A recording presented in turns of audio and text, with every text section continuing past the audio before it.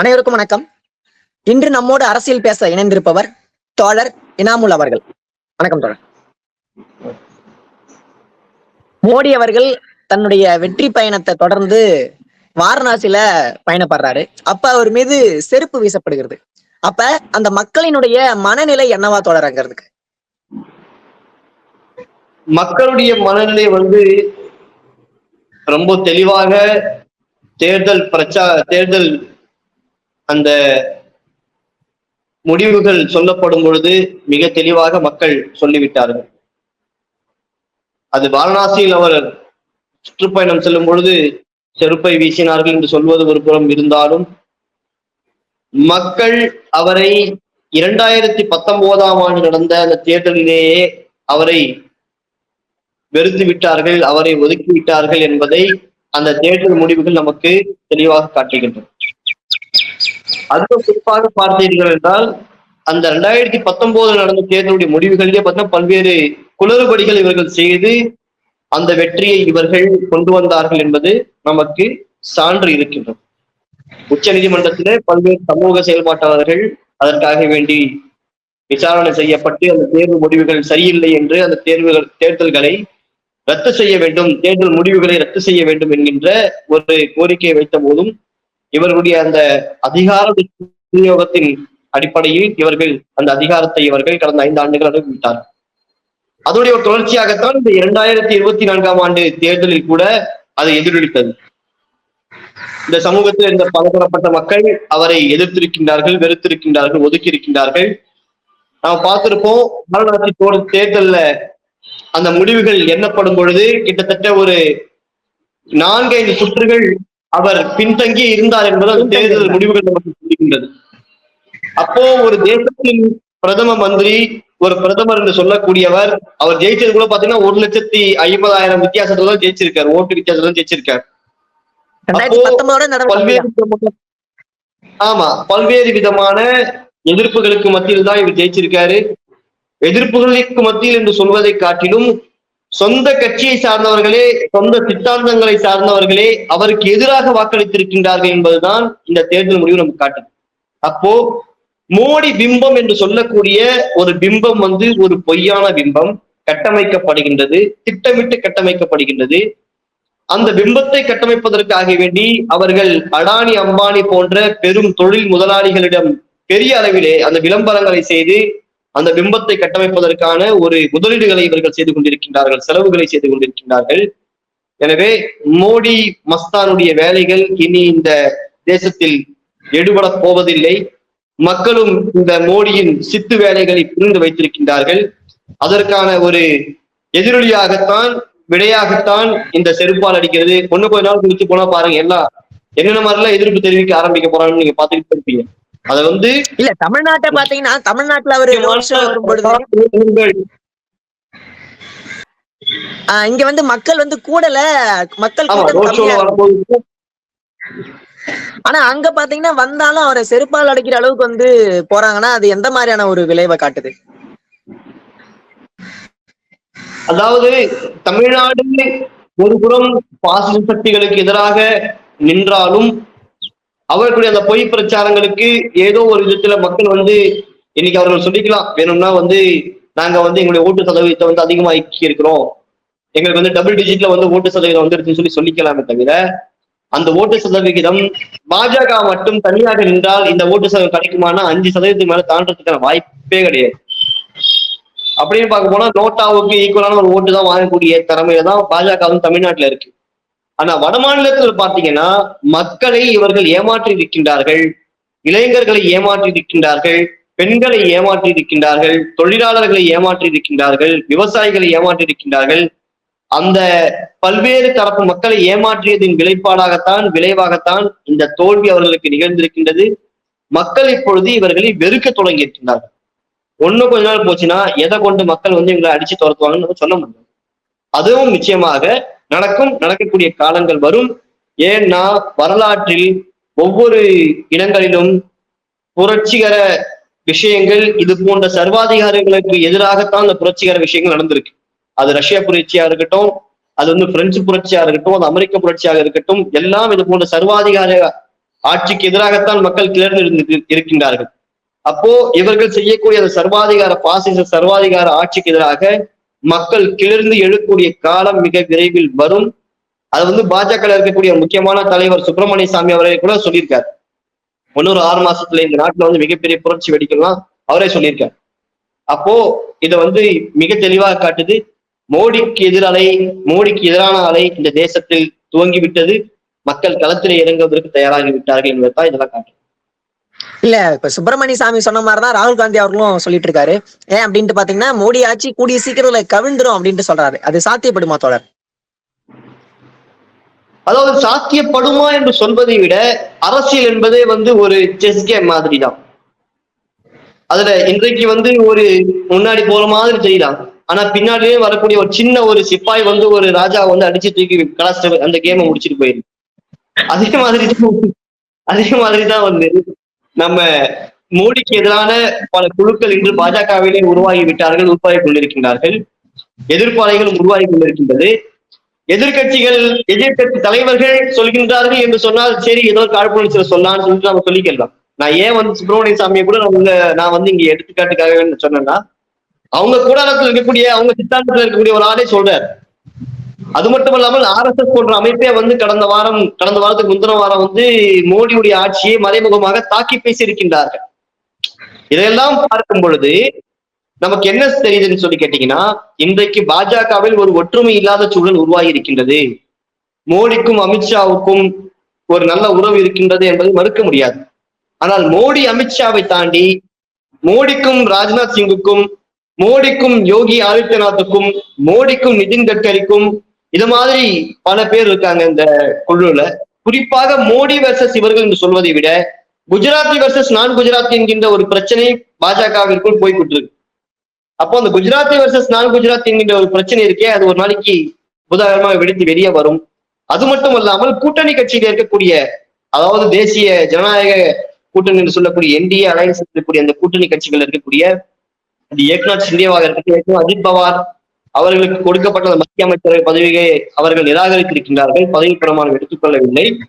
அதே மாதிரி வந்து சந்திரபாபு நாயுடு அவர்களும் நிதிஷ்குமார் அவர்களும் சபாநாயகர் பதவியும் துணை சபாநாயகர் பதவியும் கேட்டுக்கிட்டு அடம் பிடிச்சிட்டு இருக்காங்க. ஏக்நாத் ஷிண்டே அவர்கள் ஒரு பக்கம் அடம் முடிச்சிட்டு இருக்காரு.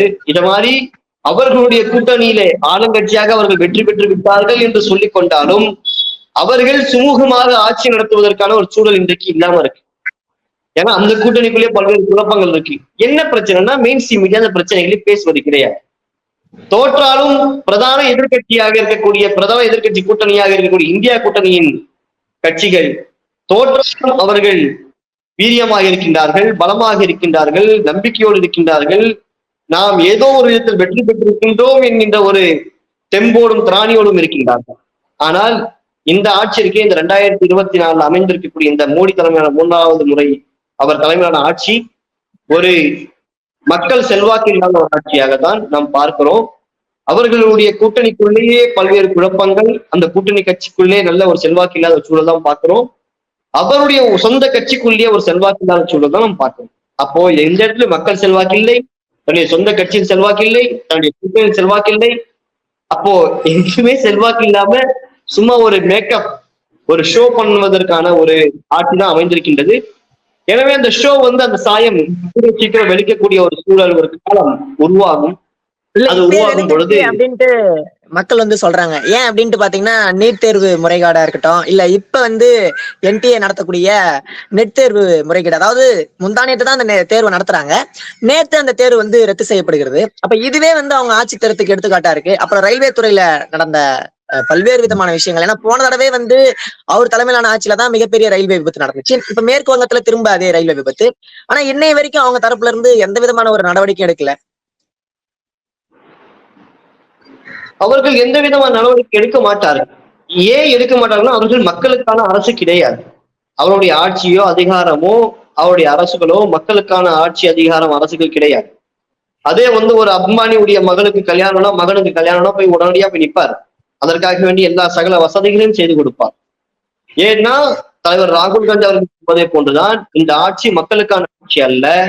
இந்த ஆட்சி அடானி அம்பானி போன்ற பெருமுதலாளிகள், குரோனி கேபிட்டலிஸ்ட் என்று சொல்லக்கூடிய பெருமுதலாளிகளுடைய ஆதரவான ஒரு ஆட்சி, அவர்களுக்காக வேண்டி நடக்கக்கூடிய ஒரு ஆட்சி, அவர்களால் நடத்தப்படுகின்ற ஒரு ஆட்சி, அவர்கள் தயவினால் நடக்கக்கூடிய ஒரு ஆட்சி எப்படி மக்களுக்கு ஒரு ஆதரவா இருக்க முடியும்?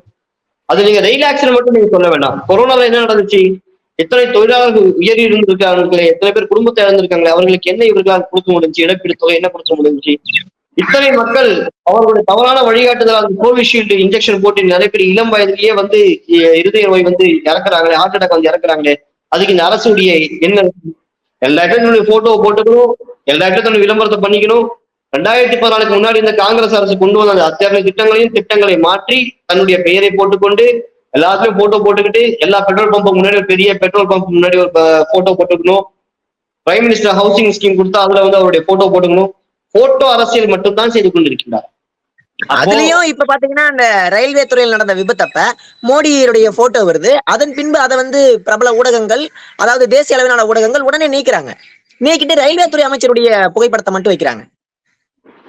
அதுதான் அப்போ அவங்களுடைய, அதாவது யாரோ செய்யக்கூடிய உழைப்புல ஒரு நல்லது நடந்துச்சுன்னா அந்த நல்லதுல தனக்கும் பங்கு இருக்குன்ற மாதிரி வந்து ஊரா உழைப்புல வந்து ஊழ கும்பிட்டு போடுவான் சாமின்னு சொல்லுவாங்க கிராமங்கள். அது மாதிரி வந்து யாரோ உழைச்சி ஒரு நல்ல விஷயம் நடந்துச்சுன்னா அதுல வந்து தனக்கு பங்கு இருக்குன்னு சொல்லி வந்துருவாரு. என்ன அதே மாதிரி ஒரு நல்லது கெட்டது நடந்துச்சுன்னா அதுல வந்து தனக்கும் அதுக்கும் சம்பந்தமே இல்லாத மாதிரி காட்டிக்கிடுவாரு. இது எல்லாமே பாத்தீங்கன்னா வந்து ஒரு ஆட்சி அதிகாரம் செய்வதற்கு திராணியற்ற ஒரு ஒரு பிரதமராகத்தான் நரேந்திர மோடி அவர்கள் செயல்பட்டுக் கொண்டிருக்கிறார்கள். அது நான் மட்டும் சொல்லல, பல பேர் சொல்லிட்டாங்க. அவங்க சொந்த கட்சி தான் நான் மறுபடியும் சுப்பிரமணிய சாமி சொல்றதுக்கு காரணமே என்னன்னா அவரை வெளிப்படையா பேசிடுறாரு. அது மாதிரி பல பேர் வந்து உள்ளுக்குள்ள மனசுல வச்சுக்கிட்டு இருக்காங்க. வெறுமனே வந்து தன்னுடைய பிரபல்யத்தை மட்டுமே காட்டிக் கொள்வதற்கான ஒரு ஆட்சி நடத்தி கொண்டிருக்கின்றார். அது ரயில்வே துறையாக இருக்கட்டும், எல்லாத்தையுமே. இப்ப பாருங்க, ஒரு பிரதமர் வந்து ஒரு ரயிலை கொடியசைச்சு தொடங்கி வைக்க வேண்டிய வேலை யாருடைய வேலை? அதில் ஒரு ரயில்வே மினிஸ்டர் பண்ணலாம், இல்ல வந்து அந்த ஒரு மாநிலத்துடைய முதலமைச்சர் பண்ணலாம், அல்ல வந்து ஒரு சின்ன ஒரு எம்எல்ஏ மினிஸ்டர் எம்பி பண்ணலாம். அதுக்கு வந்து ஒரு பிரதமர் வந்து அது ஒரு ஈவெண்டா நடத்த வேண்டிய அவசியம் என்ன இருக்கு? அப்ப என்னன்னா, அந்த அளவுக்கு வேலை இல்லாத ஒரு பிரதமராக மக்களுக்கான எவ்வளவோ வேலை இருக்கு. மணிப்பூர்ல பாருங்க, போன வருஷம் மே மாசம் ஆரம்பிச்ச அந்த கலவரம் இந்த வருஷம் மே மாசம் முடிஞ்சு ஜூன் மாசம் நடந்துட்டு இருக்கு.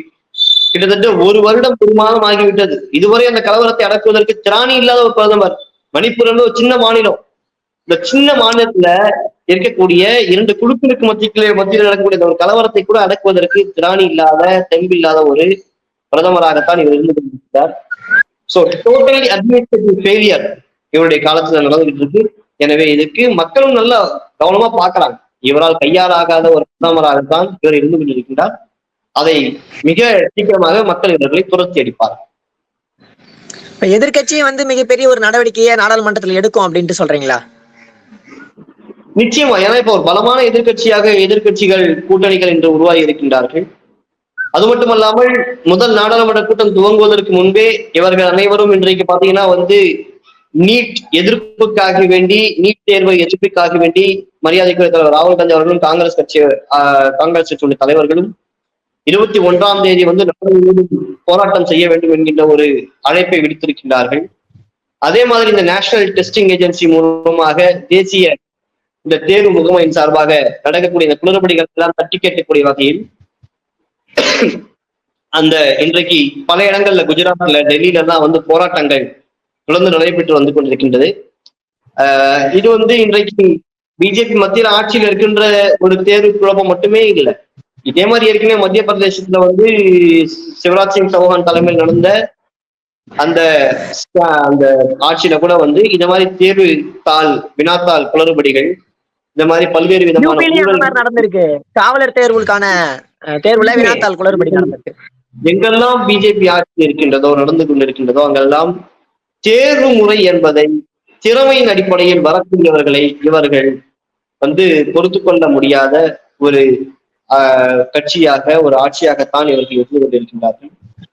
இந்த சித்தாந்தம் ரீதியிலாகவும் இவர்கள் என்னன்னு சொல்லி பாத்தீங்கன்னா, ஒரு டேலண்ட ப்ரூவ் பண்ணி வரணும்னா அதுல வந்து பல்வேறு சமூகத்தை சார்ந்தவர்கள் உள்ளே வருவதற்கான வாய்ப்புகள் இருக்கு, அதிகாரத்துல வந்து அமர்வதற்கான வாய்ப்பு இருக்கு, உயர்ந்த மேற்படிப்பு எல்லாம் படிப்பதற்கான வாய்ப்பு இருக்கு. எனவே இது போன்ற வாய்ப்புகளை தட்டிப்பறிக்க வேண்டும் என்ற ஒரே காரணத்திற்காக வேண்டி இவர்கள் இது போன்ற இந்த தேர்வுமுறை கொண்டு வருவதற்கான காரணமும் அதுதான்.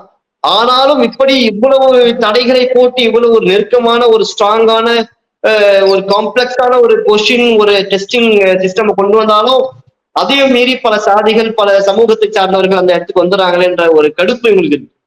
அப்போ அந்த கடுப்பு அவங்களால பொறுத்து கொள்ள முடியவில்லை. அதனால பாதிக்கப்படக்கூடியது குழந்தைகள், விளிம்புநிலை சமூகத்தை சார்ந்த மக்கள், ஒடுக்கப்பட்ட சமூகத்தை சார்ந்த மக்கள், சிறுபான்மை சமூகத்தை சார்ந்த மக்களாக இருந்தாலும் அந்த பாதிப்புகளையும் தாண்டி அவர்கள் எதிர்நீச்சல் போட்டு வெற்றி பெற்று வருவதையும் இவர்களால் பொறுத்து கொள்ள முடியவில்லை. அதற்காக வேண்டிதான் இது மாதிரி குளறுபடிதான் அவங்க பண்றாங்க. வினாத்தாள கொடுக்கறது, இது மாதிரி லீக் பண்றது, சார்ந்தது மட்டுமே அந்த அந்த தேர்வுகள்ல வெற்றி பெறுவதற்கான வசதி வாய்ப்பை செய்து கொடுப்பது, இந்த மாதிரி வேலைகள் எல்லாம் இவர்கள் செய்வதற்கு காரணம் எங்க கீழ்நிலையில இருக்கக்கூடிய சமூகத்தை சார்ந்த மக்கள் மேல்நிலையில் வந்துவிடக் கூடாது என்பதில் ரொம்ப தெளிவாக இருக்கிறார். ரொம்ப நன்றி தோழர். மிக விரிவான ஒரு அரசியல் பார்வையை கொடுத்ததுக்கு மிக்க நன்றி.